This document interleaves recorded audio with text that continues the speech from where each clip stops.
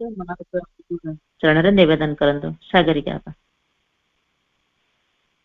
प्रणाम अपा। करुणामयी माँ परम प्रभु श्री अरविंद पाद पद्म अनंत कोटि प्रणाम। उपस्थित समस्त अपा भाई को मोर प्रणाम शुभेच्छा। प्रार्थना टी माँ प्रभु पाद तले अर्पण करुछि। माँ श्री माँ श्री माँ श्री माँ कही देले दुख तुमारी पाखरे लुह मोर झरी जाए। श्री माँ लुह मोर झरी जाए। देखिले तुमको मो दुई आखिरे साहस मु पाई जाए। श्री माँ साहस मु पाई जाए। तुम पाद छुई अंतरे डाकिले तुम पाद छुई अंतरे डाकिले उत्तर मु पाई जाए। माँ श्री माँ दिव्य जननी माँ तुम्हें माँ श्री माँ दिव्य जननी माँ तुम्हें शुणी देले बाणी श्री मुखरू निश्चेतनारू फेरी आसे। गाई देले तुम संगीत रागिणी हृदय आनंद आसे। करी देले सेवा दिनटिए आनंद जे केते मिले। सोई गले तुम चरण रे अपूर्व शांति केते मिले। तुम पाद छुई अंतरे डाकिले तुम पाद छुई अंतरे डाकिले उत्तर मु पाई जाए। माँ श्री माँ दिव्य जननी माँ तुम्हें माँ श्री माँ दिव्य जननी माँ तुम्हें अहंकारी मते कर नहीं कर्मीटिए करी दिया। मनी गर्भ मोर आण नहीं सेवाकारी करी दिया। दिव्य जीवन एक मात्र सत्य हृदय भरी दिया। अति मानसत आमर लक्ष्य मात सबुठु बड़। तुम पाद छुई अंतरे डाकिले तुम पाद छुई अंतरे डाकिले उत्तर मु पाई जाए। माँ श्री माँ दिव्य जननी माँ तुम्हें माँ श्री माँ दिव्य जननी माँ तुम्हें कही देले दुख तुम्हारी पाखरे लुह मोर झरी जाए। श्री माँ लुह मोर झरी जाए। देखिले तुमको मो दुई आखिरे साहस मु पाई जाए। श्री माँ साहस मु पाई जाए। तुम पाद छुई अंतरे डाकिले तुम पाद छुई अंतरे डाकिले उत्तर मु पाई जाए। माँ श्री माँ दिव्य जननी माँ तुम्हें माँ श्री माँ, दिव्य जननी माँ तुम्हें माँ श्री माँ, दिव्य जननी माँ तुम्हें, दिव्य जननी माँ तुम्हें। वंदे मातरम। ପ୍ରକୃତରେ ଯଦି ମାଙ୍କୁ ଆମେ ଡାକିବା, ମା ସବୁ ଉତ୍ତର, ଖାଲି ଉତ୍ତର କାହିଁକି ମିଳିବ, ମାଙ୍କୁ ମଧ୍ୟ ଆମେ ପାଇପାରିବା, ମା ଆମକୁ ମିଳିଯିବେ। ଆଉ ମା ମିଳିଗଲା ପରେ ଆମ ଜୀବନରେ କେବଳ ଶାନ୍ତି ହିଁ ଶାନ୍ତି, କେବଳ ଆନନ୍ଦ ହିଁ ଆନନ୍ଦ। ଅପାଙ୍କର ଏ ସୁନ୍ଦର ବନ୍ଦନାଟି ପରିବେଶକୁ ଆନନ୍ଦରେ ଭରପୁର କରିଦେଇଛି, ସେଥିପାଇଁ ଅପାଙ୍କୁ ଅଶେଷ ଅଶେଷ ଧନ୍ୟବାଦ। ଆଜିର ଏହି ବନ୍ଦନା କାର୍ଯ୍ୟକ୍ରମ ସହ ପ୍ରଥମ ପର୍ଯ୍ୟାୟର କାର୍ଯ୍ୟକ୍ରମକୁ ଆମେ ମା ଓ ପ୍ରଭୁଙ୍କ ଚରଣରେ ଅର୍ପଣ କରିବା। ଦ୍ୱିତୀୟ ପର୍ଯ୍ୟାୟକୁ ପ୍ରବେଶ କରିବା। ଦ୍ୱିତୀୟ ପର୍ଯ୍ୟାୟରେ ରହିଛି ଆଲୋଚନାର ବିଷୟ। ଆଲୋଚନାର ବିଷୟରେ ଆଜି ଅଛି ଚେତନାର ଅଭିଯାତ୍ରା। ଏହି ବିଷୟଟିକୁ ଆମେ ଦୀର୍ଘ ଦିନ ଧରି ଶୁଣି ଆସୁଛେ ଆମ ସମସ୍ତଙ୍କର ପ୍ରିୟ ସମ୍ମାନୀୟ ବିଧାନ ଭାଇଙ୍କ ଠାରୁ। ଭାଇ ମଧ୍ୟ ଉପସ୍ଥିତ ହୋଇସାରିଲେଣି। ସୁନ୍ଦର ଭାବେ ଭାଇ ଚେତନାର ଅଭିଯାତ୍ରା ଆମକୁ ବୁଝାଇ ଆସିଛନ୍ତି। ଆମର ଚେତନାର ଅଗ୍ରଗତି ମାନେ ହୋଇ ହୋଇ ଚାଲୁଛି। ଆଜି ମଧ୍ୟ ଭାଇଙ୍କୁ ଆମେ ପୁଣି ଶୁଣିବା ଆଉ ଏକାଗ୍ରତା ସହ ଶୁଣିକି ଆମ ଚେତନାରେ ସେ କଥା ଗୁଡିକୁ ସବୁ ପ୍ରବେଶ କରାଇ ଚେତନାକୁ ଟିକେ ଊର୍ଦ୍ଧ୍ୱମୁଖୀ କରିବା ପାଇଁ ଚେଷ୍ଟା କରିବା। ତେଣୁ ବର୍ତ୍ତମାନ ସ୍ୱାଗତ କରୁଛି ବିଧାନ ଭାଇଙ୍କୁ। ଭାଇ ଆପଣଙ୍କୁ ପ୍ରଣାମ, ସ୍ୱାଗତ। ଆପଣ ଆଲୋଚନାକୁ ପ୍ରବେଶ କରନ୍ତୁ ବିଧାନ ଭାଇ।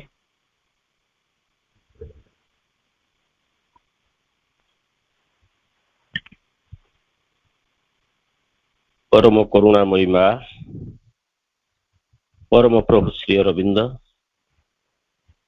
आज अपराह्नर ऑनलाइन पाठचक्र जोग देइथिबा सबु श्रद्धाशील भाई भौणी मानकु मु अंतर कृतज्ञता जनाऊछि, सम्मान जनाऊछि। आज चारिआडे विशृंखला आमे देखुछु। से विशृंखला भितरे गोटे संगतिर छंद भी अच्छी। ये कथा आम दृष्टि किंतु जानी पारुनी बा देखी पारुनी। तो जेते जेते सब असंगति भी अच्छी, से सबू ईश्वर पाखरी आसुची। एक कथाटा टिके अड़ुआ भी लगी पारे, किंतु जगतर समस्त विशृंखला ईश्वर से सबको ग्रहण करी तारी मध्य अग्रसर हेले ही आमे तांकर परम संगतिर छंद मध्यरे तांकर जागतिक आनंद एवं विश्वतीर्ण विशालतारे और शिखर उपरे पहुंची परिबा। कारण प्रकृत आध्यात्मिकतार मूल भित्ति होउची सत्य और साहस होउची तार आत्मा। आध्यात्मिक पथर यात्रीटीए अन्य साधारण चेतना भली सबु प्रकार बाधा विघ्न को मध्य से सम्मुखीन हुए, किंतु से सम्मुखीन हेला बेले तार दृष्टिभंगी किंतु अलग थाए। जहाँ साधारण लोकंकर थाए तार न थाए। साधारण लोक प्रत्येकटी असंगति को बा प्रत्येकटी विशृंखला बाबतरे अभियोग करते, किंतु आध्यात्मिक पथर यात्रीटीए से प्रतिवाद करे ना, अभियोग करे ना, बरं तारी मध्यरे से अग्रसर हुए एवं जो परम संगतिर छंदता भितरे विराजमान अच्छी ताकू मध्य से पाए। आमे जो जन्म हो आमे देखू जे आम जेमती मोर गोटे आत्मा अच्छी सेमती समस्तक भितरे आत्मा मध्य अच्छी, किंतु से आत्माटी की आमे फिजिकल बॉडी भया देखी पारुना, किंतु देखू गोटे लुकायित अप्रकाशित से रही। से प्रकाशित हो पारिनी एवं लुकायित लुचिकी अच्छी। से शिशु भितर अच्छी, वस्तुमान भितर अच्छी, पत्थर भितर भी अच्छी। तेणु से ସେ ଯଦି ପ୍ରସ୍ତର ମଧ୍ୟରେ ନଥାନ୍ତେ ତେବେ ସେ କିପରି ମନୁଷ୍ୟ ମଧ୍ୟରେ ରହିଥାନ୍ତେ? ତାହେଲେ କେଉଁ ଅଲୌକିକ ମଧ୍ୟସ୍ଥତା ଫଳରେ ଆମେମାନେ ଗୋଟାଏ ବିବର୍ତ୍ତନର ପରିଣତି, କେତେକ ସ୍ୱେଚ୍ଛାଚାରୀ ଅଲୌକିକ ଘଟଣାର କ୍ରମିକତା ବି ନୁହଁ। ମନୁଷ୍ୟ ପ୍ରକୃତିରେ ସମସ୍ତ ପାର୍ଥିବ ଅତୀତ ନିହିତ ହେଇକି ରହିଛି। ମନୁଷ୍ୟ ପ୍ରକୃତିରେ ସବୁ ପାର୍ଥିବ ଅତୀତ ନିହିତ ହେଇକି ଅଛି। ମନୁଷ୍ୟର ମୂଳ ପ୍ରକୃତି ଏପରିକି ଗୋଟାଏ ପୂର୍ବ ଅବସ୍ଥାର ସୂଚନା କରୁଛି, ଯେଉଁଥିରେ ଗୋଟାଏ ଭୌତିକ ଏବଂ ପ୍ରାଣିକ ସ୍ତର ମଧ୍ୟ ରହିଛି, ଯାହା ମାନସ ମଧ୍ୟକୁ ଉନ୍ନୀତ। ଆମେ ଗୋଟାଏ ପାଶବ ଅତୀତ ରହିଛି, ଗୋଟେ ପାଶବ ଅତୀତ ଅଛି, ତାର ଜଟିଳ ମାନବିକତାର ପ୍ରଥମ ଉପକରଣ। ମଣିଷ ଭିତରେ ପାଶବିକତା ମାନେ ପଶୁ ପ୍ରକୃତି ଅଛି, ତା ଭିତରେ କ୍ରୋଧ ଅଛି, ହିଂସା ଅଛି, ପରଶ୍ରୀକାତରତା ଅଛି। ତା ସତ୍ତ୍ୱେ ବି ତା ଭିତରେ ସେଇ ପରମ ଛନ୍ଦ ମଧ୍ୟ ଅଛି, ସେଇ ଦିବ୍ୟ ଆତ୍ମା ମଧ୍ୟ ଅଛନ୍ତି। କିନ୍ତୁ ପାଶବ ପ୍ରକୃତି ଯୋଉ ଅଛି ତାହା କୋଉଠି ଅଛି ନା ପ୍ରାଣିକ ସ୍ତରରେ, ଭୌତିକ ସ୍ତରରେ। ଭୌତିକ ପ୍ରକୃତି ବିବର୍ତ୍ତନ ଦ୍ୱାରା ପ୍ରଥମେ ମନୁଷ୍ୟର ଶରୀର, ତାପରେ ପାଶବ ମନ ଇତ୍ୟାଦି ତିଆରି ହେଲା।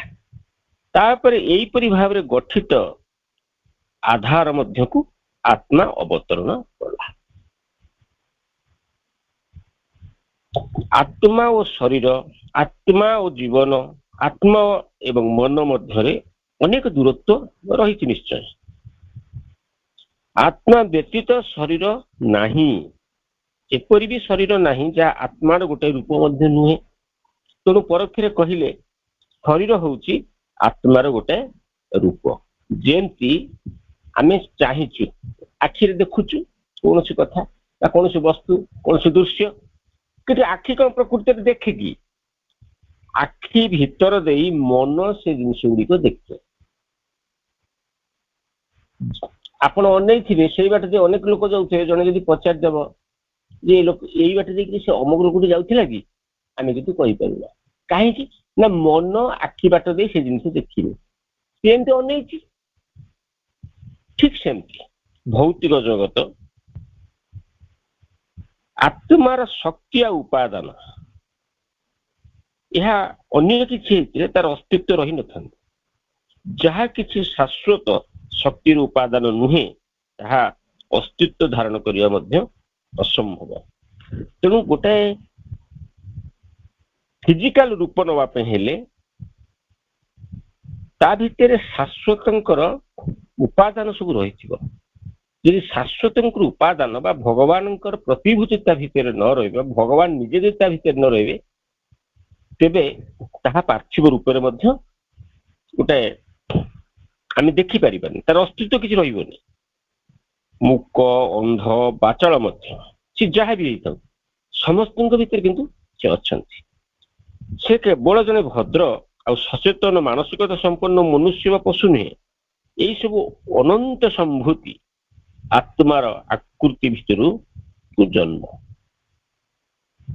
ତେଣୁ ଯେତେବେଳେ ଆମେ ଆକୁ କେତେବେଳେ ମାନେ ଦେଖିପାରିବା ଯେ ସବୁ କିଛି ହଉଛି ଆତ୍ମାମୟ, ଏ ଶରୀର ମଧ୍ୟ ଆତ୍ମାର ଗୋଟେ ରୂପ। ଏ କଥାକୁ ଆମେ ଜାଣିବା, ବୁଝିବା ପାଇଁ ଯଦି ଆମ ଭିତରେ ଯୋଉ ଚୈତ୍ୟ ସତ୍ତା ଉପସ୍ଥିତ ଅଛନ୍ତି, ସେଇ ଦ୍ୱାର ଯଦି ଖୋଲି ଯାଇଥାଏ, ସେ ଦ୍ୱାର ଯଦି ସନ୍ଧାନ ଆମେ ପାଇସାରିଥାଉ, ତେବେ ଇଏ ସବୁକୁ ଦର୍ଶନ କରିବାର ସୌଭାଗ୍ୟ ଆମକୁ ମିଳିବ। ନଚେତ୍ ଆମେ ସବୁ ଜିନିଷକୁ ଅଲଗା ଅଲଗା କରି ଦେଖୁଛୁ। ଅଲଗା କରିବା ହଉଛି ମନର ପ୍ରକୃତି। ସେ ସବୁ କୌଣସି ଗୋଟେ ସାମଗ୍ରିକତାକୁ ଗ୍ରହଣ କରିପାରିବାର ତା ଭିତରେ ନାହିଁ ସେତିକି ଶକ୍ତି। ଗୋଟେ ସାମଗ୍ରିକତାକୁ ଗ୍ରହଣ କରିବାର ଶକ୍ତି ମନ ଭିତରେ ନାହିଁ। ମନ ପ୍ରତ୍ୟେକଟି ଜିନିଷକୁ ଗ୍ରହଣ କରେ, ସବୁଗୁଡାକୁ ଖଣ୍ଡ ଖଣ୍ଡ କରି ଗ୍ରହଣ କରେ, ଭାଙ୍ଗି ଭାଙ୍ଗି କରି ଗ୍ରହଣ କରେ, ଭାଗ ଭାଗ କରି ଗ୍ରହଣ କରେ। କିନ୍ତୁ ଯେତେବେଳେ ଆମର ଚୈତ୍ୟ ସତ୍ତାର ଦ୍ୱାର ଖୋଲିଯିବ, ସେତେବେଳେ ଜାଗତିକ ଚେତନାର ଗୋଟେ ସ୍ତର ଉନ୍ମୋଚିତ ହେଇଯିବ। ଏ ବିଶ୍ୱକୁ ଦେଖିବାର ଯୋଉ ଚେତନାଟି ଆମ ଭିତରେ ଦରକାର ତାହା ଆମକୁ ପ୍ରାପ୍ତ ହବ। କିନ୍ତୁ ବର୍ଦ୍ଧନଶୀଳ ଚୈତ୍ୟ ସତ୍ତା ଚିତ୍ ଶକ୍ତି ଯାହାକି କ୍ରମଶଃ ଅଧିକ ଜୀବନ୍ତ, ନିର୍ଦ୍ଦିଷ୍ଟ ଓ ଦୃଢ ହେଇ ଉଠେ, ସେଇ ସଂକୀର୍ଣ୍ଣ ବ୍ୟକ୍ତିତ୍ୱ ମଧ୍ୟରେ ସନ୍ତୁଷ୍ଟ ହେଇପାରନ୍ତି ନାହିଁ। ତା ଅର୍ଥ ଆମେ ଯୋଗ କରିବା ଅର୍ଥ, ଭଗବାନଙ୍କ ବାବଦରେ ସଚେତନ ହେବାର ଅର୍ଥ ହୋମ କମିଂ, ତାର ତ ଘରକୁ ଫେରୁଛେ। କେମିତି ଘରକୁ ଫେରୁଛେ ନା ଭଗବାନ ନିଜେ ଶିଶୁ ହେଉଛନ୍ତି, ଶିଶୁରୁ କ୍ରମଶଃ ବଡ ହେଉଛନ୍ତି, ତାପରେ ପୁଣି ବାର୍ଦ୍ଧକ୍ୟ ଆସୁଛି। ଯେମିତି ବାପାଙ୍କ ଠାରୁ ପୁଅଟିଏ ଜନ୍ମ ହେଲା, ପୁଅ ଛୋଟରୁ ବଡ ହେଲା, ବାପା ଲାଳନ ପାଳନ କଲେ, ପୁଣି ସେ ବି ଦିନେ ପିତା ହଉଛି ବା ସେ ବି ଦିନେ ବାପ ହଉଛି। ଠିକ ସେମିତି ସମ୍ପୂର୍ଣ୍ଣ ଭାବରେ ଆମେ ହୋଇ ଉଠିବା ହଉଛି ପ୍ରକୃତିର ଲକ୍ଷ୍ୟ, ଏବଂ ସମ୍ପୂର୍ଣ୍ଣ ଭାବରେ ନିଜେ ହୋଇ ଉଠିବା ହିଁ ସବୁ କିଛି। ଆମେ ସାମଗ୍ରିକତା ଚାହୁଁଛୁ କାରଣ ଆମେ ହିଁ ସମଗ୍ର, ଆମେ ଖଣ୍ଡିତ ନୁହଁ, ଆମେ ଅଲଗା ନୁହଁ, ଆମେ ସାମଗ୍ରିକତା ଚାହୁଁଛୁ, ଅର୍ଥ ଆମେ ହିଁ ସମଗ୍ର। ଯେଉଁ ଆଦର୍ଶ ଆମକୁ ଆଲୋକ ଦେଖାଏ, ଯେଉଁ ଲକ୍ଷ୍ୟ ଆମର ପଥ ପ୍ରଦର୍ଶକ, ତାହା ପ୍ରକୃତିରେ ଦୂରରେ ନୁହେଁ। ଏହା ଆମକୁ ଆକର୍ଷଣ ବି କରେ ନା, ଏହା ଆମକୁ ଠେଲି ଦିଏ। ଏହା ଆମର ପଶ୍ଚାତରେ ଥାଏ, ସମ୍ମୁଖରେ ଥାଏ, ଅଭ୍ୟନ୍ତରେ ବି ଥାଏ। ହେଲେ କିଏ ଆମ ସମ୍ମୁଖରେ ଅଛି, ପଶ୍ଚାତରେ ଅଛି ଆଉ ଅଭ୍ୟନ୍ତରେ ଅଛି? ସିଏ ହଉଛି ସେଇ ଚିତ୍ ଶକ୍ତି ବା ଚୈତ୍ୟ ସତ୍ତା। ତେଣୁ ଏହା ହିଁ ହଉଛି ବିବର୍ତ୍ତନ। ବିବର୍ତ୍ତନ କଣ ନା ଗୋଟେ ଫୁଲର ଶାଶ୍ୱତ ପରିସ୍ଫୁଟନ, ଯାହା ସର୍ବଦା ଫୁଲଟିଏ ହିଁ ଥିଲା। ଗଭୀରତାରେ ରହିଥିବା ଏଇ ଯୋଉ ବୀଜଟି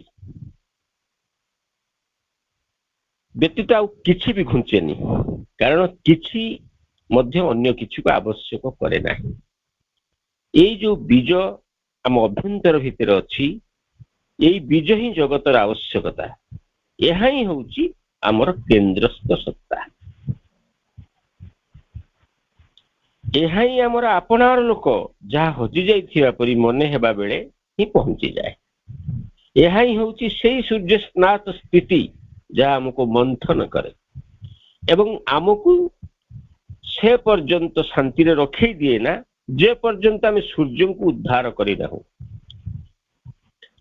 ଆମ ଭିତରେ ଯୋଉ ସୂର୍ଯ୍ୟ ଲୁକାୟିତ ହେଇକିରି ଅଛନ୍ତି, ସେଇ ସୂର୍ଯ୍ୟକୁ ଆମେ ଉଦ୍ଧାର ନ କରିବା ପର୍ଯ୍ୟନ୍ତ, ଆବିଷ୍କାର ନ କରିବା ପର୍ଯ୍ୟନ୍ତ, ଯାହାକୁ ଆମେ ଶାନ୍ତିରେ ରହିପାରୁନା। ଏହା ହଉଛି ଆମର ଜାଗତିକ କେନ୍ଦ୍ର। କିନ୍ତୁ ଏଇ କେନ୍ଦ୍ରସ୍ଥ ସତ୍ତା ଗୋଟାଏ ବିନ୍ଦୁରେ ବି ଅବସ୍ଥିତ ନୁହନ୍ତି, ଏହା ସମସ୍ତ ବିନ୍ଦୁ ମାନଙ୍କରେ ଅବସ୍ଥିତ। ଆମେ ଭାବିବା ନାହିଁ ଯେ କେବଳ ଚୈତ୍ୟ ସତ୍ତା ଆମ ହୃଦୟର ଅଭ୍ୟନ୍ତରରେ ଅଛନ୍ତି, ତାହା ଆମର ପ୍ରତ୍ୟେକଟି କୋଷାଣୁ ଭିତରେ ମଧ୍ୟ ଅଛନ୍ତି। ଏହା କଳ୍ପନାତୀତ ଭାବରେ ପ୍ରତ୍ୟେକ ବସ୍ତୁର ହୃଦୟରେ ଅବସ୍ଥିତ। ଏକକାଳୀନ ସମସ୍ତ ବସ୍ତୁକୁ ଆବୁରି ବି ସେ ଧରନ୍ତି। ଏହା ସମ୍ପୂର୍ଣ୍ଣ ଭାବରେ ଆଭ୍ୟନ୍ତରୀଣ, ସମ୍ପୂର୍ଣ୍ଣ ଭାବରେ ଉର୍ଦ୍ଧ୍ୱସ୍ଥ, ସମ୍ପୂର୍ଣ୍ଣ ଭାବରେ ମଧ୍ୟ ତାହା ନିମ୍ନସ୍ଥ। ତେଣୁ ସେଇ ଯୋଉ ସତ୍ତାଟି ଗୋଟେ ବିଶାଳ ବିନ୍ଦୁ। ଯେତେବେଳେ ଆମେ ତାହାକୁ ପ୍ରାପ୍ତ ହେଉ, ସବୁ କିଛି ଆମକୁ ପ୍ରାପ୍ତ ହେଇଯାଏ। ସବୁ କିଛି ହିଁ ସେଇଟାରେ ଅଛି। ତେଣୁ ଆମେ ଯେ ପର୍ଯ୍ୟନ୍ତ ଚୈତ୍ୟ ସତ୍ତା ପାଖରେ ନ ପହଞ୍ଚିଛୁ, ତାକୁ ନ ଦେଖିଛୁ ବା ଆବିଷ୍କାର ନ କରିଛୁ, ତାରି ନିର୍ଦ୍ଦେଶରେ ଯେ ପର୍ଯ୍ୟନ୍ତ ଆମେ ପରିଚାଳିତ ହେଇନୁ, କହିବାକୁ ପଡିବ ପ୍ରକୃତିରେ ଆମେ ଯୋଗ ଆରମ୍ଭ କରିନାହୁଁ।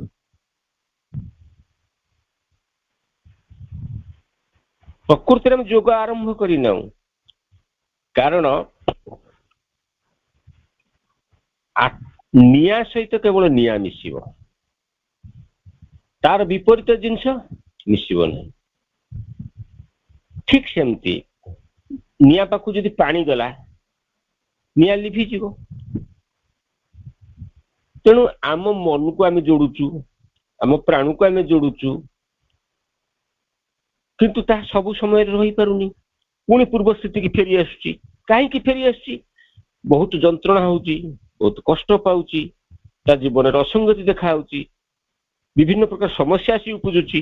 ତାର କାରଣ ଅସଲ ସତ୍ତାଟିକୁ ସେ ଆବିଷ୍କାର କରିନି, ଯୋଉ ସତ୍ତା ସେଇ ପରମଙ୍କ ସହିତ ମିଶି ପାରିବ, ତାହା ହଉଛି କେବଳ ହିଁ ଆମ ଚୈତ୍ୟ ସତ୍ତା।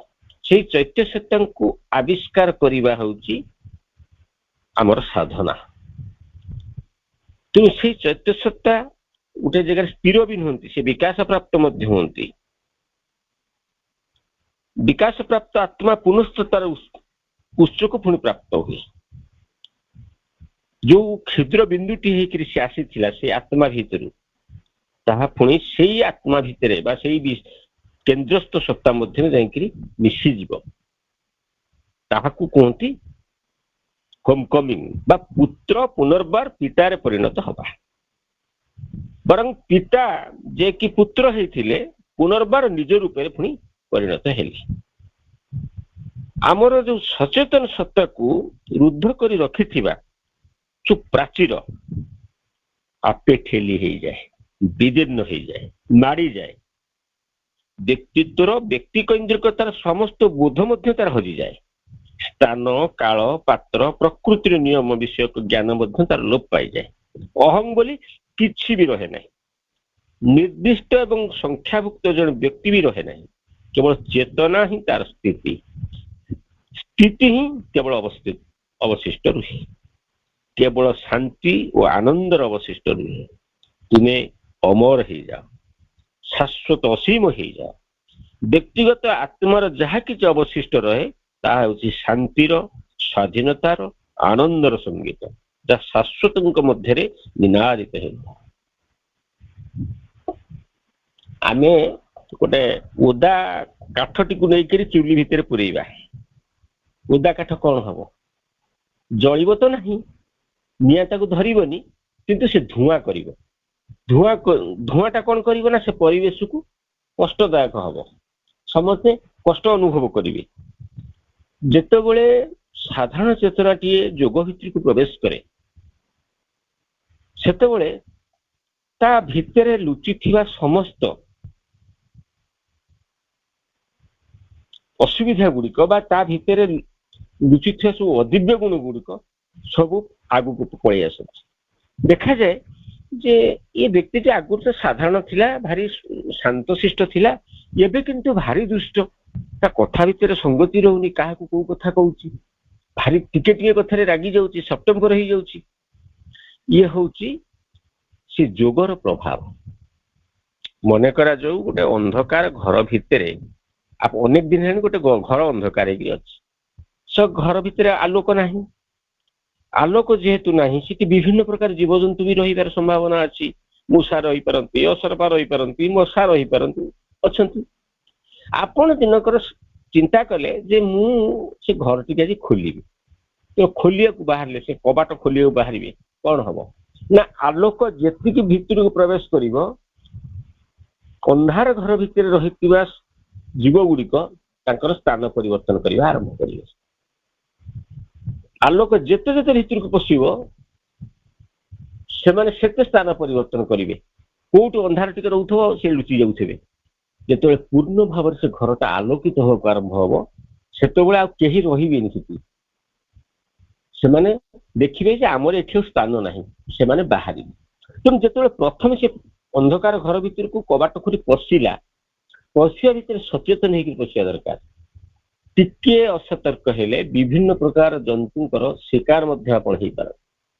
ଠିକ ସେମିତି ସାଧାରଣ ଜୀବନ ଭିତରୁ ଆପଣ ଯେତେବେଳେ ଯୋଗ ଜୀବନ ଭିତରକୁ ପଶିଲେ, ସେତେବେଳେ ଆଗରୁ ଆପଣଙ୍କ ଭିତରେ ଯୋଉ ଅଦିବ୍ୟ ଗୁଣ ଗୁଡ଼ିକ ଥିଲା, ତାକୁ ଆପଣ ମନର ଯୋଉ ନିୟମ କାନୁନ ସବୁ ଅଛି, ସେ ନିୟମ କାନୁନ ଭିତରେ ତାକୁ ଆପଣ ଗଣ୍ଠି ପକେଇକି ରଖୁଥିଲେ, ବନ୍ଦୀ କରି ରଖୁଥିଲେ। ଯେତେବେଳେ ଆଲୋକଟି ତା ଭିତରକୁ ପ୍ରବେଶ କରିବାର ଅର୍ଥ, ସେ ଗଣ୍ଠି ସବୁ ଆପେ ଆପେ ହୁଗୁଳା ହେଇଯିବ, ଆପେ ଆପେ ଖୋଲିଯିବ। ଖୋଲିଗଲେ କଣ ହବ ନା ଯୋଉ ଅଦିବ୍ୟ ଗୁଣ ଗୁଡ଼ିକୁ ଆପଣ ଚୁପ୍ କରି ବସେଇଥିଲେ, ବେତ ଧରିକିରି ଆଖି ଦେଖେଇ ଚୁପ୍ କରି ବସେଇଥିଲେ, ବିଭିନ୍ନ ପ୍ରକାର ନିୟମ କାନୁନ ଦେଖେଇକିରି ସେମାନେ ଆଉ ସେ ନିୟମ କାନୁନ ମାନିବେନି, ସେମାନେ ଉଚ୍ଛୃଙ୍ଖଳ ହେଇଯିବେ। ଫଳରେ କଣ ହବ ନା ଆପଣ ସାଧାରଣ ଚେତନାରେ ଯେମିତି ଆପଣ ଅଲଗା ମାନଙ୍କୁ ଲାଗୁଥିଲେ, ଯେତେବେଳେ ଯୋଗ ଜୀବନ ଭିତରକୁ ପଶିବେ ଆପଣ ଆଉ ଗୋଟେ ପ୍ରକାର ଲାଗିବେ।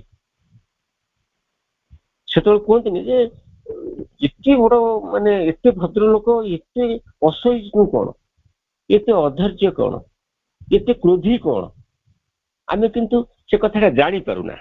ତାର କାରଣ ହଉଛି ଯେତେବେଳେ ସାଧାରଣ ଲୋକଟିକୁ ମାନେ ଯାହାକୁ ଆମେ ସାଧାରଣ ଦୃଷ୍ଟିରୁ ଭଦ୍ର ଲୋକ ବୋଲି କହୁଥାଉ, ସେ ଲୋକଟି ଯେତେବେଳେ ଅସହିଷ୍ଣୁ ହେଇ ପଡୁଛି,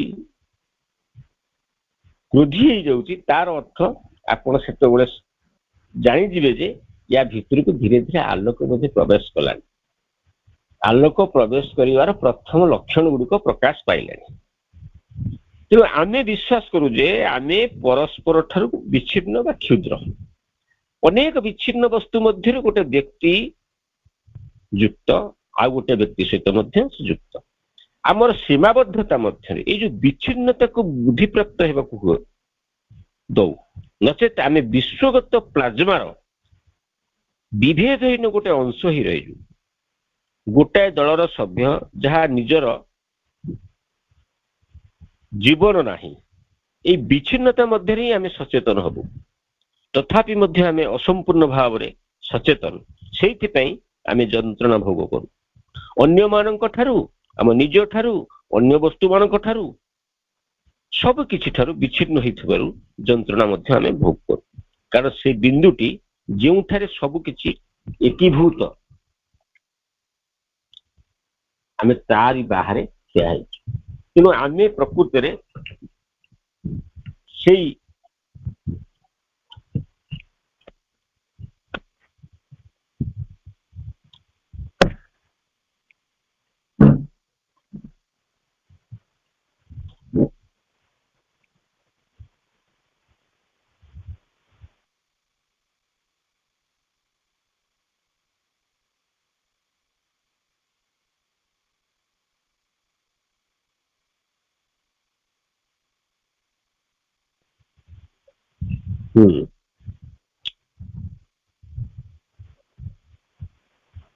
ତେଣୁ ଆମେ ଯେତେବେଳେ ଯୋଗ ଭିତରକୁ ପ୍ରବେଶ କରୁ, ସେତେବେଳେ ସେଇ ଲକ୍ଷଣ ଗୁଡିକ ସବୁ ପ୍ରକାଶ ପାଏ। ସେତେବେଳେ ଆମେ ଅଧୈର୍ଯ୍ୟ ହେବା ଉଚିତ ନୁହଁ, ବରଂ ଆମେ ମାନେ ଜାଣି ଖୁସି ହବା ଯେ ମୋ ଭିତରେ ଏତେ ଏତେ ଅଦିବ୍ୟ ଗୁଣ ଗୁଡିକ ଥିଲା, ଅଥଚ ମୁଁ ଜାଣିପାରୁନଥିଲି। କିନ୍ତୁ ମାଙ୍କର ଅପାର କୃପାରୁ ମୁଁ ଏ ବାବଦରେ ଜାଣିପାରିଲି, ଆଉ ସଚେତନ ମଧ୍ୟ ହେଲି। ଯେ ଆମ ଜୀବନରେ ଯୋଉ ଯୋଉ ସମସ୍ୟା ସବୁ ଆସେ, ସେ କଣ ସେ ସମସ୍ୟା ଆସେ ଆମକୁ ମାନେ ତା ଭିତରେ ବୁଡେଇ ଦେବା ପାଇଁ କି? ସମସ୍ୟା ଆସିଥାଏ ସମାଧାନ ହବା ପାଇଁ। ଆମେ ସବୁବେଳେ ଗୋଟେ ଆଶାବାଦୀ ହିଁ ରହିବା। ଯେତେବେଳେ ଆମେ ଭାଙ୍ଗି ପଡିବା, ନୈରାଶ୍ୟ ଆମକୁ ଛୁଇଁଯିବ, ସେତେବେଳେ ଆମେ ଯୋଗ ଭିତରୁ ଦୂରେଇ ଯିବା। ଯେତେବେଳେ ଅନ୍ୟମାନେ ବିଫଳତାରେ ନିଜକୁ ଦୋଷୀ ମଣନ୍ତି ବା ନିଜକୁ ହତାଶ ଭାବନ୍ତି, ତାଙ୍କ ଭିତରେ ହତାଶା ପ୍ରକାଶ ପାଏ, ସେତେବେଳେ ଆପଣଙ୍କ ଭିତରେ ଗୋଟେ ଆଶା ପ୍ରକାଶ ପାଇବ। ତେଣୁ ସବୁକିଛି ଠିକ ଭାବରେ, ସବୁକିଛି ଠିକ ହେଇବାର ଗୋଟେ ଉପାୟ ହେଉଛି ଚେତନାର ପୁନରୁଦ୍ଧାର କରିବା। ଏବଂ ଏଇ ଯୋଉ ପୁନରୁଦ୍ଧାର ହବ, ତାର ଅର୍ଥ ହଉଛି ଆମେ ମୂଳ ଉତ୍ସକୁ ଜାଣିବା। ଏଇ ଉତ୍ସ ହେଉଛି ସତ୍ୟର ସମ୍ପୂର୍ଣ୍ଣତା, କାରଣ ଏହା ହିଁ ଏକମାତ୍ର ସତ୍ୟ ଆଉ ବାସ୍ତବ। ବାହ୍ୟ ଜଗତରେ ପ୍ରକାଶିତ ହେବା ବେଳେ ନିଜକୁ ବିକ୍ଷେପିତ ପ୍ରକ୍ଷେପିତ କରି ଆମେ ଯାହା କିଛି ସେ ସବୁକୁ ସେ ଉତ୍ପନ୍ନ କରିଛି, ଅସଂଖ୍ୟ ସୁନ୍ଦର ବୁଦ୍ଧିଦୀପ୍ତ କ୍ଷୁଦ୍ର ମସ୍ତିଷ୍କ ଏପରି କିଛିର ଅନୁସନ୍ଧାନରେ ବ୍ୟସ୍ତ, ଯାହା ସେମାନେ ଏପର୍ଯ୍ୟନ୍ତ ପାଇନାହାନ୍ତି। କିନ୍ତୁ ସେମାନେ ତାହାକୁ ନିଶ୍ଚୟ ପ୍ରାପ୍ତ ହେବେ, କାରଣ ସେମାନେ ଯାହା ଖୋଜୁଛନ୍ତି ତାହା ତାଙ୍କ ନିଜ ଭିତରେ ରହିଛି। ରୋଗର କେନ୍ଦ୍ରରେ ହିଁ ତାର ନିରାକରଣ ରହିଛି। ତେଣୁ ସେଇଥିପାଇଁ ମଧ୍ୟ କୁହାଯାଇଛି, ଆମେ ଗୋଟେ ପ୍ରୁଭର୍ବ ଅଛି, କହିବେ ମାନେ କଣ୍ଟକେ ନୈବ କଣ୍ଟକ, କଣ୍ଟାକୁ କଣ୍ଟାରେ କଢାଯାଏ।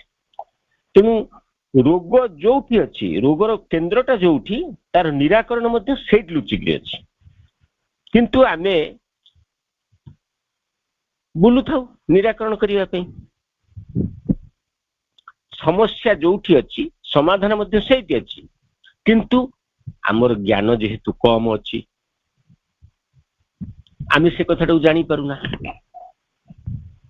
ତେଣୁ ଆମେ ଯେତେବେଳେ ବିବର୍ତ୍ତନ ମଧ୍ୟରେ, ଅସଂଖ୍ୟ ଜନ୍ମ ମଧ୍ୟରେ ଅନେକ ଯନ୍ତ୍ରଣା ଲାଭ କରୁ, ଯେତେବେଳେ ଯଥେଷ୍ଟ ପରିପକ୍ୱତା ଲାଭ କରି ଏହା ଜାଣିପାରୁ ଯେ ସବୁ କିଛି ବାହାରୁ ହିଁ ଆସେ, ଆମେ ଆମର ଜୀବନ ଠାରୁ ବିଶାଳତର, ଆମର ମନ ଓ ଭୌତିକ ସତ୍ତା ଠାରୁ ବ୍ୟାପକ, ସେତେବେଳେ ହିଁ ସଚେତନ ଭାବରେ ଜଣେ ବିଶ୍ୱାୟିତ ବ୍ୟକ୍ତି ହେଇ ଉଠିବାର ସମୟ ଆସେ। ଏ ପର୍ଯ୍ୟନ୍ତ ଆମେ ହେଇ ଆସିଥିଲୁ ଅଚେତନ ଭାବରେ। ଯେତେବେଳେ ଆମ ଭିତରେ ବ୍ୟକ୍ତିକୈନ୍ଦ୍ରିକ ସତ୍ତା ବିରାଜମାନ କରୁଥାଏ, ଏଇଟା ତାର, ସେଇଟା ତାର, ଏଇଟା ମୋର, ଏମିତି ତୋର ମୋର ଭାବ ସେତେବେଳେ ଥାଏ। ଯେତେବେଳେ ଆପଣଙ୍କର ସେଇ ଚୈତ୍ୟର ଦ୍ୱାର ଖୋଲିଯିବ, ସେତେବେଳେ ଆପଣଙ୍କୁ କେହି ଅଲଗା ଲାଗିବେନି, ସବୁ କିଛି ଆପଣାର ଲାଗିବ। ଯାହା ଯାହା ଦେଖୁଥିବେ ସବୁଥିରେ କେବଳ ତାଙ୍କୁ ହିଁ ଦେଖୁଥିବେ, କାହିଁକି ନା ସିଏ ଆପଣଙ୍କ ଭିତରେ ଅଛନ୍ତି, ତାଙ୍କ ଭିତରେ ଅଛନ୍ତି, ତାଙ୍କ ଭିତରେ ଅଛନ୍ତି। ତେଣୁ ମୁଁ ଘୃଣା କରିବି କାହାକୁ, ମୁଁ ରାଗିବି କାହା ଉପରେ, ମୋ ଠାରୁ ଅଲଗା କିଏ, ଆପଣଙ୍କ ସେ ଭାବଟି ଦୂର ହେଇଯିବ। ତେଣୁ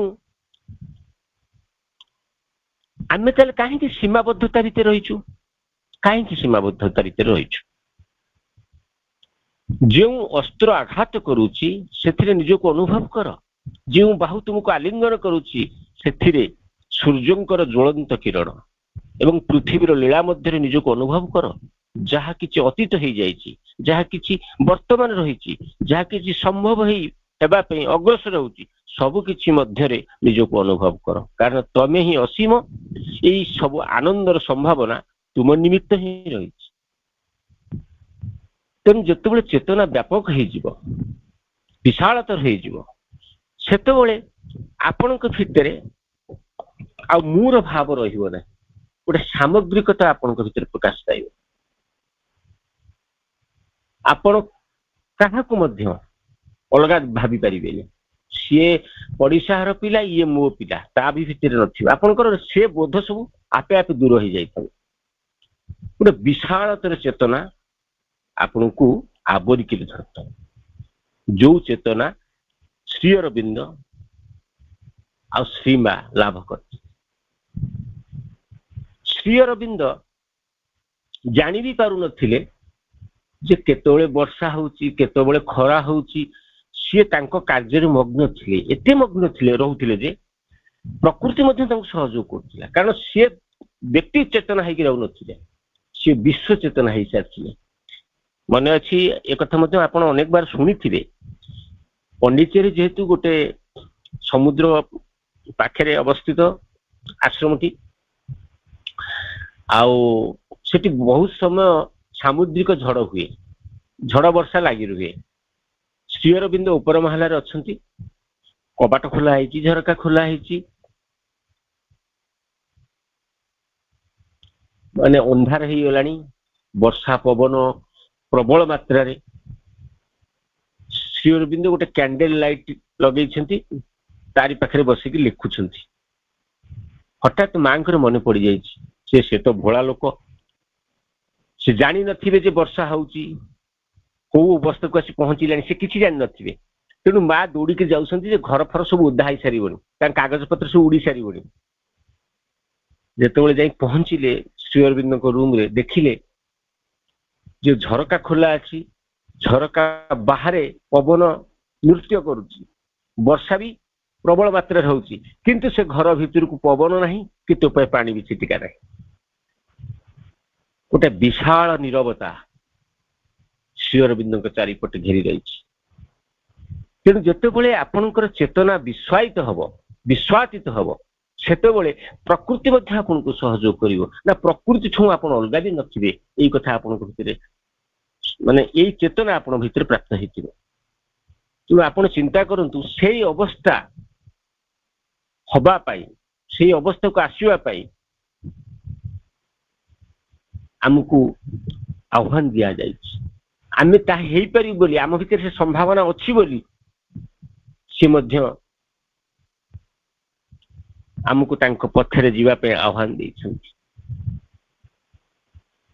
तेणु जो एकत्व लाभ हब सामग्रिकता लाभ हब क्या माध्यम ज्ञान माध्यम आमे मने करू जे विश्वायित चेतना एक प्रकार काव्यिक और रहस्यमय कल्पना किछि व्यवहारिक परिणाम नथिबा गोटे व्यक्तिगत अनुभव किंतु प्रथमे निर्दिष्ट हवा उचित जे व्यक्तिनिष्ठ और वस्तुनिष्ठ कहले आमे कौन बुझू कारण आमे जदि ए तथा कथित वस्तुनिष्ठता को एकमात्र सत्य धारणा बोली धरी नऊ तेबे ए समग्र पृथ्वी आम ठारू दूरे जो जेपरी आमर कला आमर चित्रकला एपरिक आमर विज्ञान जहाँ 50 वर्ष धरी दृढ़ और अविरत भाव निजक प्रतिष्ठा करी आसी सबकिछि आमको परित्याग करिवो केवल किछिटा टुकुरा को छाड़ी यह सत्य जे मांस रोस्ट विश्वजनीन भाव में अधिक प्रतिपाद्य तेणु निर्दिष्ट बीथोवेन का शेष क्वार्ट्स रे आनंद अपेक्षा किंतु यह विश्व जगत को न्यूनतर करिवो तार विकास करिवो नहीं प्रकृति रे यह मध्य गोटे मिथ्यार विरोध अछि व्यक्तिनिष्ठता और वस्तुनिष्ठता निमित्त गोटे प्रस्तुति बा अग्रगतिर अवस्था थरे जदि प्रत्येक व्यक्ति यही विश्वायित चेतनार स्वाद लाभ करंता अंतत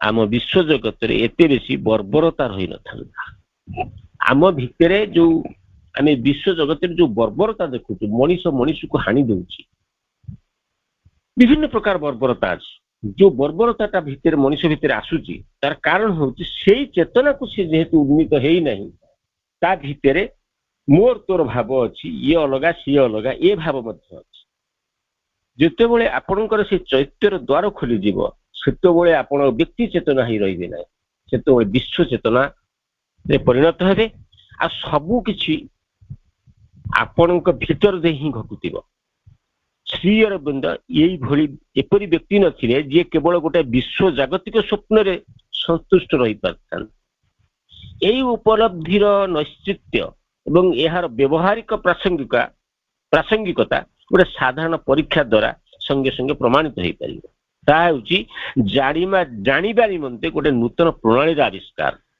एकत्व मध्य ज्ञान लाभ करवा आमे वस्तुटी को जानी पारू कारण आमे निजे से ही वस्तु चेतना विश्वगत सत्यर जे कौन बिंदु आड़ को गति करि पारे जे कौन सत्ता कौन घटना उपरे यह केंद्रीभूत मध्य ही पारे एवं संगे संगे ताकू अंतरंग भाव में से जानी पारे जेपरी जड़े निजर हृस्पंदन को जानी पारुछि कारण सबु किछि भीतर ही हुए आ बाहर न थाए किछि भी विच्छिन्न ही न थाए जेते बेले तांकू जानी हुए सेते बेले सबु किछि जानी हुए कथाटा एठी आमे धरले कोन जेते बेले आमे तांकू जानी पारुनु आमे अलगा आमे तो निजु को भी जानी पारुनु तांकू जानिबार अर्थ भगवान को जानिबार अर्थ सारा विश्व को ही जानिबा भरत माने सबु वस्तु भितरे राम को दर्शन कर लक्ष्मण राम भितर सारा विश्व को दर्शन करुचे जेतेबेले आमे भगवान को प्राप्त हवा आमे भगवान होई उठिबा सेतेबेले आमे एक ही नथवा आमे सबु भितर ही परिपूर्ण होई थिबा सामग्रिकता होची हमर लक्ष्य थिबो तेणु ये जो नूतन चेतनार प्रथम लक्षण सबू खूब स्पष्ट भी जना पड़ तुम्हें अनुभव कर जे अन्य माने समस्ते तुम निजर अंश मात्र बा तुम निजर विभिन्न पुनरावृत्ति से गोटाए सत्ता प्रकृति द्वारा विभिन्न शरीर रे परिणत होइछि। अंतत मने हेब जेपरि तुमे गोटे विश्वमय स्थिति मध्य निजर विशालतार वास्तवता मध्य जीवन धारण करिछ। सबु किछि प्रकृति और चेहरा रे परिवर्तन देखागला। जो माने निजर व्यक्तिगत सत्ता मध्य आबद्ध सेमानक अपेक्षा विश्व जगत संबंध तुम अभिज्ञता संपूर्ण भिन्न हो। तुम्हें भिन्न प्रकार अभिज्ञता द्वारा वस्तु को जानी परिबो। से अभिज्ञता खूब साधारण ही थाए। बाह्य मन आ बाह्य इंद्रिय उपरे यह निर्भरशील ही रहा। भूल रो संभावना जे पूरा पूरी दूर हो जाए ता भी नुह। सेते बेले जाए मन तुमर ज्ञानर परिप्रकाशर जंत्र होता है। सेते बेले जे सेही परि हेई परिबो नाही, किंतु एक नूतन विशाल गभीर प्रक्रिया रे देखी हबो, जानी हबो, स्पर्श करी हबो, अनुभव करी हबो। ज्ञानर सीमा को अपरिसीमता भीतर को पहुंचाई दबो। तेणु जेहेतु भगवान होउछंती विशालतर तांको सृष्टि आमे जो देखुचे सारा सृष्टि ये तांकरी सर्जना सी मध्य से सृष्टि भीतर ही अच्छा, सृष्टि बाहर नहांती। आमको यही ज्ञान दिया जाइछि। आमे जेतेबेले पाठ पढुथिलु हमर पितामाता माने हो कि हमर पूर्वज माने आमको देखैछंती भगवान ऊर्ध्वरे रहंती, आमे निम्ନରେ अछु। जे ऊर्ध्वरे थांती तांको आवाहन करा जाए, तांको प्रार्थना करा जाए। किंतु जेतेबेले सी आम भितर ही अछंती से तो आमको प्रार्थना करिया पड़िबो। तो सेई चेतना को प्राप्त हवा पाई, से विशालतर चेतना विश्व चेतना को प्राप्त हवा पाई, सबु भितर से एकत्व को देखिबा पाई हमर साधना। ज्ञान लाभर ये जो नूतन प्रणाली आम प्रणाली ठारू विशेष किसी भिन्न भी नुहे। भौतिक स्तर ठारू अति भौतिक स्तर पर्यंत जे कोनोसी ज्ञान बा अभिज्ञता एकत्व द्वारा ही लाभ हुए। आमे जानी परिबा आमे कोन आमे जानी पारू, कारण आमे जहा जानू ताहा ही होई उठू। मुझे जानिले ताहा भी मु जदि जानिबी पंडिचेरी रे ये सब जिनिस अच्छी याकू यही ढंग काम माने भोजनालय अच्छी जो खाइबा को आमे डाइनिंग रूम कहूँ। आम घर भी डाइनिंग रूम अच्छी, किंतु सेठिका डाइनिंग टा केमिति को प्रकार से मानसिक स्तर स्थिति रे से खाद्य परिवेषण करती, को प्रकार मनोभाव से व्यक्ति जाइए खाए। ज्ञान सीना आम भितर आम सीना जानिले ता हबा, जे न जानिबा हबा केमिति। तेणु से कथा कहउछंती आमे जानी पारू, कारण आमे जहा जानू ताहा ही होई उठू। श्री अरविंद कहउतिले चिंता द्वारा प्रकृत ज्ञान लाभ करी हुए नाही। प्रकृत ज्ञान हेउची तुमे जहा अछ, तुमे जहा हेई पार, तुमे जहा हेई अछ, तुमे मध्य जहा हेई पार। तम भितरे अनंत संभावना परिपूर्ण अछि। तमे मध्य से विशाल चेतन को प्राप्त हेई परिबो, कारण से संभावना मनुष्य भितर अच्छी। से निश्चयता आम भितर अच्छी बोली श्री अरविंद आमको आह्वान कर जोग पाई। देखंतु ए दुनिया रे अनेक लोक अछंती, समस्त कोन जोग भितर को आछंती कि किछि लोक अछंती माने भजन कीर्तन जणाण भितर परि रहिसंती, पूजा उजारे पड़ी रहिसंती, विभिन्न प्रकार ओषा बार रे मजी रहिसंती। किंतु श्री अरविंद को भर पाउथिया व्यक्तिटीए, पूर्ण जोग को आदिर नहीं था व्यक्तिटीए, ये नियम कानून भितर से बांधी हो पारिबो नाही। से नियम जानिबो जहा ये विश्व रे सचराचर विराजमान करुचे, जो चिरंतन नियम से चिरंतनता को से ग्रहण करिबो। तेणु श्री अरविंद को भल पाइबार अर्थ तेमे विशालता भितर प्रवेश करिबा।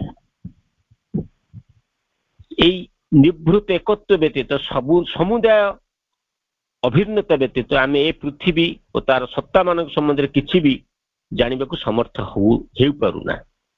ନିକଟସ୍ଥ ବଳଦକୁ ପ୍ରହାର କରାଯିବା ଫଳରେ ଶ୍ରୀ ରାମକୃଷ୍ଣ ପରମହଂସଙ୍କ ଦେହରେ ରକ୍ତଦାଗ ହେଇଯିବା ଓ ସେ ଯନ୍ତ୍ରଣାରେ ଚିତ୍କାର କରିବା ଭଳି ସେଇ ଯୋଗୀଙ୍କ ଭଳି ଯେକୌଣସି ନିର୍ଦ୍ଦିଷ୍ଟ ସ୍ଥାନରେ ଲୁକାୟିତ ଥିବା ବସ୍ତୁର ଠିକଣା କରିଦିଅନ୍ତି ଯେ 100 ମାଇଲ ଦୂରରେ ଥିବା ଶିଷ୍ୟଙ୍କୁ ସେ ଆରୋଗ୍ୟ କରିପାରନ୍ତି।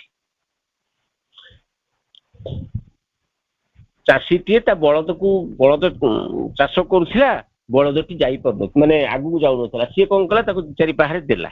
ଯୋଉ 2-4 ପାହାରେ ଦେଲା, ବଳଦ ଠି ଯୋଉ ପ୍ରହାରଟା ହଉଥାଏ ତାକୁ କେତେ କଷ୍ଟ ହଉଛି, ତାର ପ୍ରତିଫଳନ ହଉଥାଏ ରାମକୃଷ୍ଣ ପରମହଂସଙ୍କ ଦେହରେ। ତାଙ୍କ ଦେହ ସାରା ପଟା ପଟା ନାଲି ଦାଗ ହେଇଯାଉଛି, ରକ୍ତ ବି ଝରୁଥାଏ।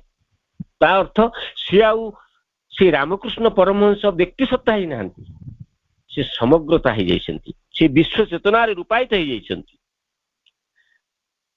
ତେଣୁ ଅନେକ ଦୂରରୁ ଶ୍ରୀ ଅରବିନ୍ଦଙ୍କୁ ଆମେ ଯେତେବେଳେ ଏଠି ଆବାହନ କରୁ, ତାଙ୍କ ପୁସ୍ତକ ପଢୁ, ମାଙ୍କ ବହି କିଛି ପଢୁ, ଆମେ ସେଠି ଆନନ୍ଦ ଅନୁଭବ କରୁ, ଶାନ୍ତି ପାଉ, ମନ ଭିତରେ ଖୁସି ଖୁସି ଭାବ ଆସେ। କାହିଁକି ନା ସିଏ ସେଇ ସମୟରେ ସେଠି ଉପସ୍ଥିତ ଥାନ୍ତି। ସେ ଉପସ୍ଥିତ ଥାନ୍ତି ବୋଲି ଆମକୁ ଆନନ୍ଦ ଲାଗେ। ସିଏ ଯଦି ମୋ ଭିତର ଦେଇ ଏ ବହିଟି ନ ପଢୁଥାନ୍ତି, ମୁଁ କଣ ସତ୍ୟରେ ପଢିବାକୁ ଯୋଗ୍ୟ ହୁଅନ୍ତି? ମୁଁ ସତ୍ୟରେ କଣ ତାକୁ ବୁଝିପାରନ୍ତି? ଏଇ ପ୍ରକାର ମନୋଭାବ ଆପଣଙ୍କ ଭିତରେ ତିଆରି ହବ। ଶ୍ରୀ ଅରବିନ୍ଦ ଗୋଟେ ଝଡ଼କୁ ତାଙ୍କର କୋଠରୀରେ ପ୍ରବେଶ କରିବାକୁ ନ ଦେବା ଭଳି କେତେ ଗୁଡ଼ିଏ ଉଦାହରଣ ଏଇ ସ୍ୱାଭାବିକତାର ତତ୍ତ୍ୱରୁ ଆସିଛି। ମୁଁ ଯୋଉ ଟିକେ ପୂର୍ବରୁ କହୁଥିଲି ଯେ ଶ୍ରୀ ଅରବିନ୍ଦ ବସି ଲେଖୁଛନ୍ତି, ତାଙ୍କ ଚାରିପଟରେ ଝଡ଼ ହଉଛି, ଅଥଚ ଶ୍ରୀ ଅରବିନ୍ଦ ଜାଣିପାରୁନାହାନ୍ତି, ବା ତାଙ୍କୁ ଜାଣିପାରୁନାହାନ୍ତି ମାନେ ସେ ତା ଉପରେ ଧ୍ୟାନସ୍ଥ ବି ନାହାନ୍ତି। ସେ ଘର ଭିତରକୁ ପାଣି ବି ଆସୁନି, ପବନ ଟିକେ ବି ବହୁନି। ଅର୍ଥ କଣ? ସେ ଆଉ ବ୍ୟକ୍ତି ଚେତନା ହେଇନଥିଲେ, ବିଶ୍ୱ ଚେତନାରେ ପରିଣତ ହେଇଥିଲେ। ପ୍ରକୃତି ମଧ୍ୟ ତାଙ୍କୁ ସହଯୋଗ କରୁଥିଲା। ଆପଣ ଦେଖିବେ, ଗୋଟେ ଲକ୍ଷ୍ୟ ରଖିଥିବେ, ମୁଁ ଏଇ ଲକ୍ଷ୍ୟକୁ ପ୍ରାପ୍ତ ହେବି। ସେ ପ୍ରଥମେ ସେ ଲକ୍ଷ୍ୟ ଆଡକୁ ଯେତେବେଳେ ପ୍ରଥମେ ଯିବେ, କଣ ହବ ନା ଆପଣଙ୍କର ବିଭିନ୍ନ ପ୍ରକାରର ଅସୁବିଧା ସବୁ ଆସିବ। ସେ ଲକ୍ଷ୍ୟରୁ କେମିତି ଆପଣଙ୍କୁ ବିଚ୍ୟୁତ କରିବା ପାଇଁ। ଆପଣଙ୍କ ଲକ୍ଷ୍ୟଟି ଯଦି ସ୍ଥିର ଥାଏ, ଆପଣ ପ୍ରତିକୂଳ ଅବସ୍ଥାକୁ ଅତିକ୍ରମ କରି ଆଗକୁ ଯିବେ। ଧୀରେ ଧୀରେ ଆପଣ ଅନୁଭବ କରି ଆରମ୍ଭ କରିବେ, ଯୋଉ ପ୍ରତିକୂଳ ପରିସ୍ଥିତି ସବୁ ଥିଲା ତାହା ଅନୁକୂଳ ସ୍ଥିତିରେ ପରିବର୍ତ୍ତନ ହେଇଯିବ, ଆପଣଙ୍କୁ ତାହା ସହଯୋଗ କରିବାକୁ ଆରମ୍ଭ କରିବ। ଆପଣ ସମୟକ୍ରମେ ଆପଣ ସେ ନିର୍ଦ୍ଦିଷ୍ଟ ଲକ୍ଷ୍ୟରେ ପହଞ୍ଚିଯିବେ। ଏଇ ପ୍ରକାରର ଯାତ୍ରା ଆମେ କରୁଛେ। ଆସନ୍ତାକାଲି କଣ ଘଟିବ ଆମେ ଜାଣିନୁ, କିନ୍ତୁ ଆମେ ଜାଣିଛୁ ଆମ ଲକ୍ଷ୍ୟ ହଉଛି ନିଶ୍ଚିନ୍ତ ବିଜୟ। କାହିଁକି ନା ଆମେ ଏକଲା ନୁହଁ, ଆମେ ଏକା ଯାଉନୁ, ଆମ ସଙ୍ଗରେ ସ୍ୱୟଂ ଭଗବାନ ଅଛନ୍ତି, ସ୍ୱୟଂ ଦିବ୍ୟଜନ ଅଛନ୍ତି, ପରମ ପ୍ରଭୁ ଅଛନ୍ତି। ଏଇ ପ୍ରକାର ଆସ୍ଥା ଆଉ ବିଶ୍ୱାସ ଆମ ଭିତରେ ଅଛି। ସେଇଥିପାଇଁ ମାଙ୍କ ଗୋଟେ ଭଲ ମେସେଜ ନାହିଁ କି, you are not alone, divine is with you, guiding, helping and enlighten your path. ସେ ତମ ସହିତ ଅଛନ୍ତି। ତେଣୁ ଏଇ ଯୋଉ ପ୍ରତିବନ୍ଧକଟି ଆସିଛି, ଏ ପ୍ରତିବନ୍ଧକ କେତେ ସମୟ ରହିବ? ଏଇ ପ୍ରକାର ଭାବ ଆମ ଭିତରେ ରହିବ, ଆମେ ଯଦି ସେଇ ବିଶ୍ୱ ଚେତନାକୁ ପ୍ରାପ୍ତ ହବା। ତେବେ ଆଜିର ଏ ସ୍ୱାଧ୍ୟାୟ ଆଲୋଚନାକୁ ଆମେ ଏଇଠି ରଖିବା। ଆସନ୍ତା ଠାରୁକୁ ତା ପରଠାରୁ ଆଲୋଚନା ହେବ। ବନ୍ଦେ ମାତରମ୍। ଧନ୍ୟବାଦ ଭାଇ।